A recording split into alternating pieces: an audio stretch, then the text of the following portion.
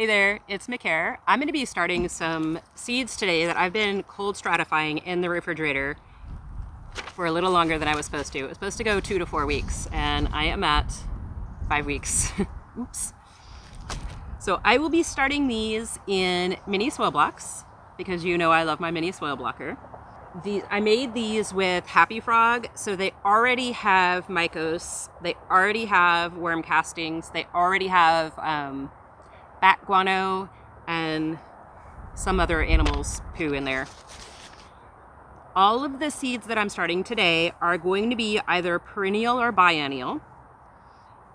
And they're going to be things that either need cold stratification or prefer it, but not necessarily need it. And I'm starting all seeds that need light to germinate, so I won't be covering any of my seeds today. I have 2 groups. You can see I only have 2 little sets of blocks here, and there are 20 in each. So some of the seeds I'm starting today want alternating 86 and 68 to get germinated. I'm not going to be able to do that exactly on the heat mat in my room, but I can turn the heat mat on when I get up, turn it off when I turn off the lights when I go to bed, and then they'll have a warm and a cool.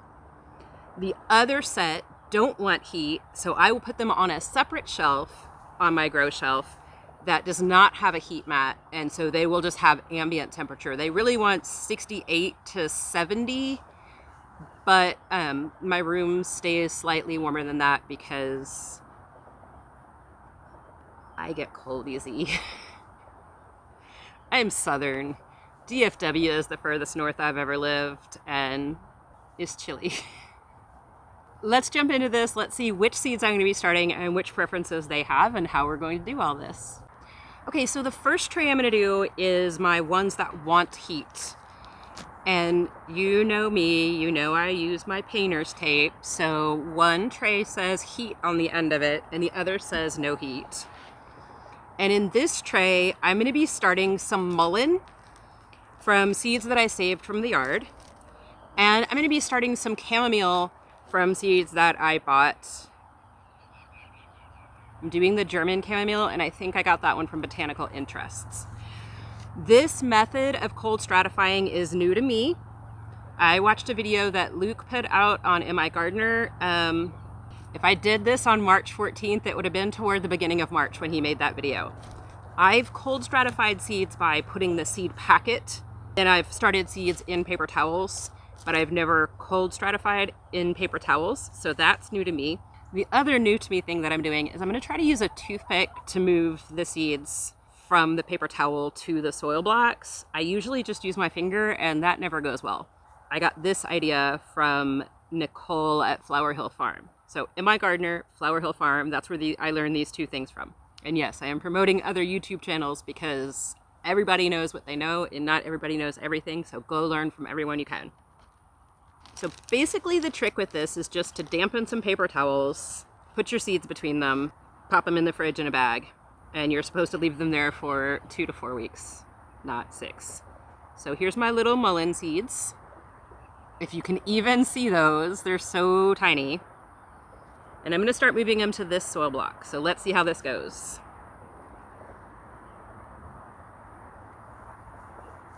Okay, they pick up pretty easy. Yeah, that works well. I like it. Mullein can self-seed, but so far none of my plants have come up, so I'm not gonna trust them to get the whole job done. Once they go into the soil, I can't even see them anymore. All right, so sorry, I was saying none of my mullein plants have come up, and so I'm not trusting that they're going to.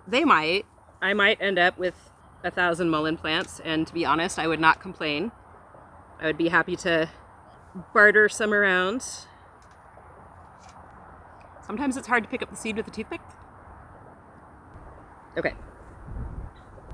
And not being able to see it makes it hard to know which one you've already dropped it in. If you've never heard of mullein before, it is, like I said, biennial, which means that it grows for 2 years. I need to stop taking my finger off of here. In the first year, it makes a big, leafy, lush, like rosette, but big. I'm gonna remember which one I'm on. Like big, like the leaves are huge. Those leaves are sometimes called cowboy toilet paper.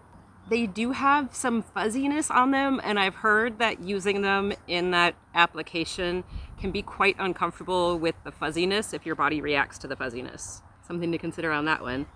But the leaves are also good for lung health. You can make a tea from them. You'll want to, almost lost some seeds. You want to put it through a strainer, a paper strainer, so that it gets those hairs off so you don't ingest them. You can also burn it like incense or smoke it. I do smoke mullein. It has a cooling, soothing feeling if your lungs are irritated. It really helps. But you can also make like a smudge stick with it and inhale it that way, and it's really nice. All right, so I'm gonna hush up and get these finished.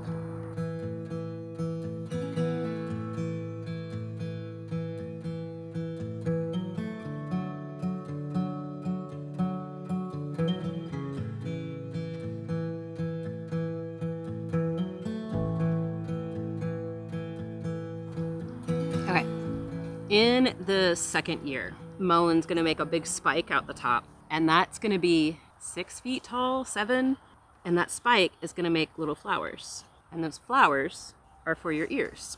So if you get ear infections easily, or if your ears get irritated easily, that's what that's for. Definitely doubled up on some of those mulleins just to use up the seeds that I had on the paper towel. I'm gonna just chunk that in the compost. Having a little cap full of water definitely helped to wet the toothpick better than spitting on it, and you. All right, so next I'm gonna do chamomile, and I'm gonna do the German chamomile because I have German and Zlatilan. I probably didn't say that right, but I already have some of that one growing. So again, we're working with very, very, very tiny seeds. And chamomile, of course, is common for teas. It's relaxing. Some varieties are annual and some are perennial, and I don't remember which is which.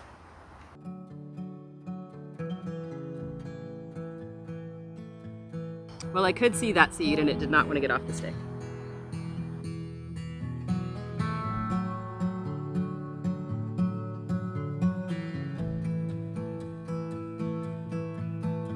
All of the herbs that I'm starting today are going to be part of things that I've talked about on the channel before. For example, we're starting these in mini soil blocks. When they outgrow these, I'll be making 2-inch soil blocks and blocking these up so that we can see that. Now, the mullein won't go into a pot because it's a deep taproot. So once it is big, it'll go into the ground. But these chamomiles, I'll be starting thyme, a bunch of other things that will go into the fabric pots that we have the mini worm bins working in right now. And I will use those to grow them to a size where they can be either planted out, bartered, or moved with me when I do leave this land, because that is in my eventual future. In fact, I have big plans for my eventual land, for my forever land. One of these months here before long, I'll start telling y'all about those. I'll start telling you about my hopes for my future land and the kind of people that I want to help with it and the sort of things that I want to do, and how all of you can be a part of that. Because to do what I'm gonna do, we're gonna need some community.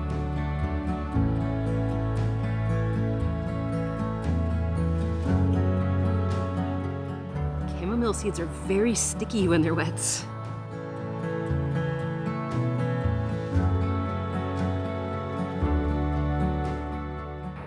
And I don't know, haven't tried, haven't heard, but maybe for some of these stickier seeds, it would be a good idea to load soil blocks and then put this whole thing in the fridge and let it cold stratify in the soil block, because this is a fight.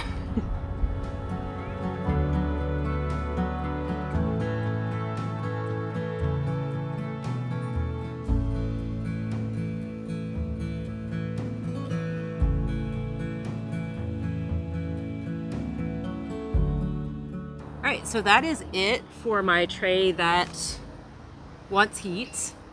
So I have my mullein on one side and my G-cam on the other side. So I'm gonna go set these aside and then I'll get the other tray. I will not be bottom watering these today because I'm starting with wet soil block. All right. Now, woo. We've been waiting for storms all day. So we're gonna do thyme, lavender, and agastache in this batch. All right, I'm gonna start with Heather Queen agastache. I got all of my agastache from Baker Creek. Agastache is, I'm not certain if it is anise hyssop or if it's related to anise hyssop. It depends on where I read. I want it because it has beautiful flowers. The varieties that I've picked are, they all kind of have some purple in them. I was watching a video about different plants that you can make teas from, and they showed this plant and it was gorgeous. And so I'm growing this for beauty.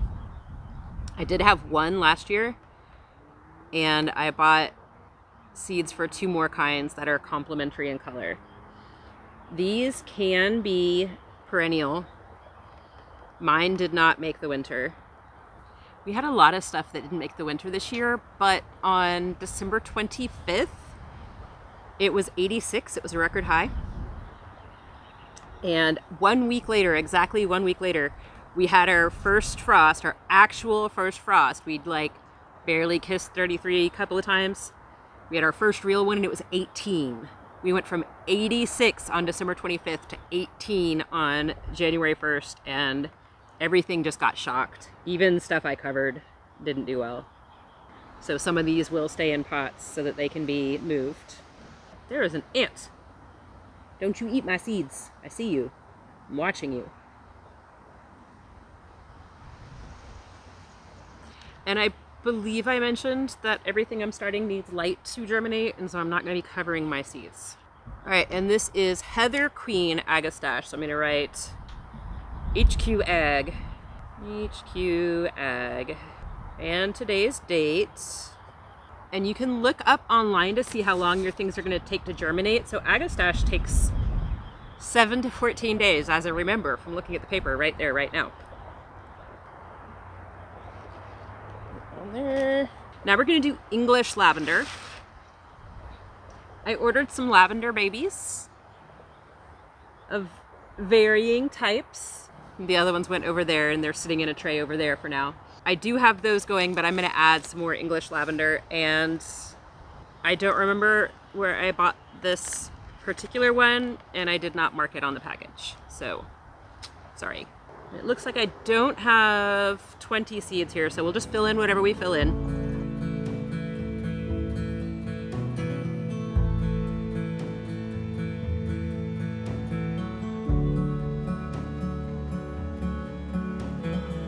Found a spare seed in my bottom tray, and I'm not sure if it was lavender, but it's going in there now.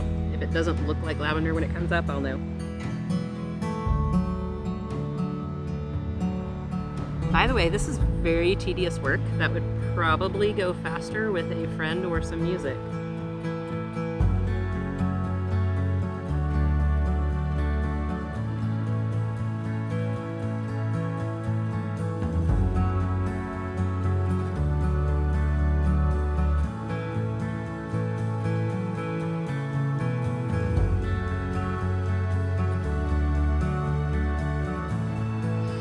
I ended up with 5 spare cells.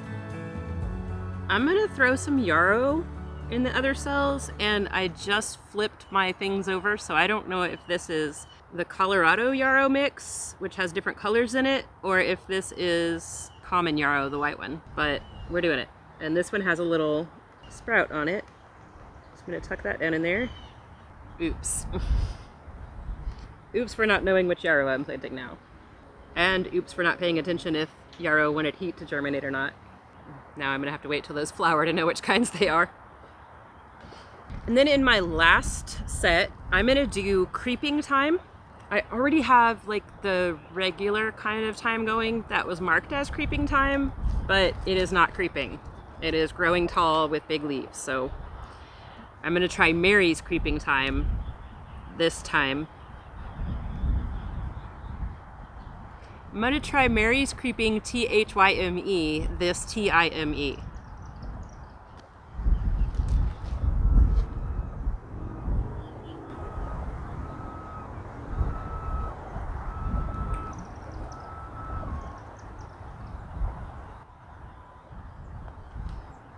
Baby chicken. This is the baby that needs hugs sometimes. Don't you, sweetheart? Yes. I know you are a good chicken. Would you like to play in the compost? Would you like to dig for bugs?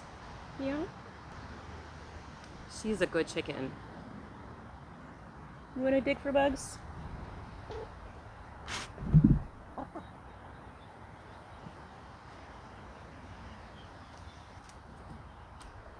Again, with the tiny little seeds. Now, creeping thyme, like where I showed you, I have the garlic chives encased in concrete. There are some brick paths to kind of walk through that garden, and we would really like to have creeping thyme in the spaces between the bricks. And then we would also like to have it just in little random areas. I love seeing the first of like each kind of butterfly for the year. We're not fond of grass. There's grass in the backyard, but there's also henbit and, you know, all kind of other stuff that we've just kind of let happen. And we have discussed how beautiful and aromatic it would be to just kind of have a lawn of creeping thyme instead. I don't know if we could pull it off in the front yard, but in the backyard, that would be nice. I think I would get hungry every time I came out to tend the gardens, though, if there was just creeping thyme everywhere I stepped. Some of these have already popped a little baby rootling. Can you see that root?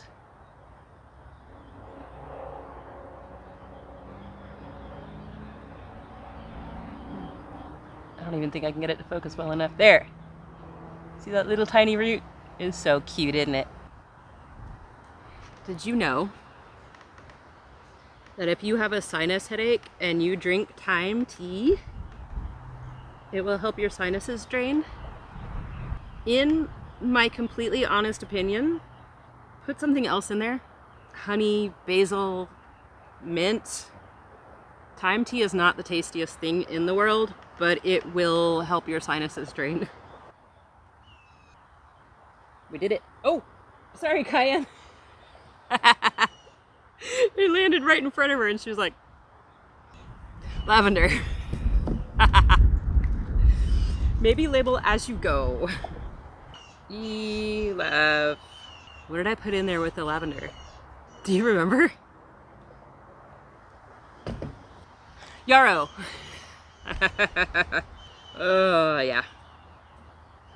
As you may know, every other month I take the last week off from YouTube work for mental health reasons. So this is the first video that you will see while I am on my break. This one, the one this Friday, and the one next Monday, all pre-recorded.